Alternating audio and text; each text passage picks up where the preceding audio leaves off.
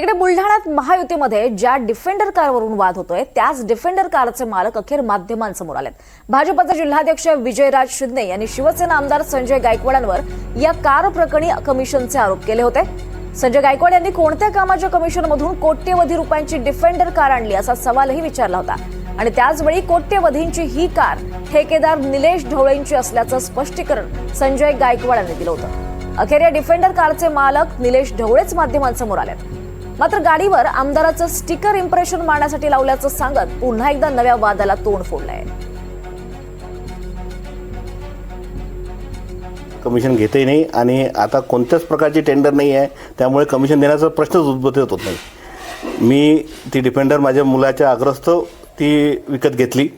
मला गाडीचा एक छंद आहे वेगवेगळ्या गाड्या हे करायचा। जसे माझ्याकडे आता MG हेक्टर आहे, त्यानंतर आता डिफेंडर घेतली। डिफेंडर घेतल्यानंतर मी भाऊला उत्साहपोटी भाऊला सांगितलं, भाऊ म्हणे मग 4-5 दिवस मी पण बघतो म्हणे कशी आहे, म्हणून मी भाऊला ती दिली। पण त्याच्यावर MLA चा सिम्बॉल लावलेला आहे, याच्यावरून असं वाटतं की त्यांना तुम्ही गिफ्ट दिली। नाही, गिफ्टचा संबंध मी एवढा मोठा पण नाही आहे की संजय भाऊला काय गिफ्ट दे। तर बुलढाण्यात या महायुतीमध्ये डिफेंडरवरून या कारवरून वाद निर्माण झालाय। आमदार संजय गायकवाडांची ही कार आणि या डिफेंडर कारवरून सध्या महायुतीमध्ये वाद निर्माण झालेला आहे।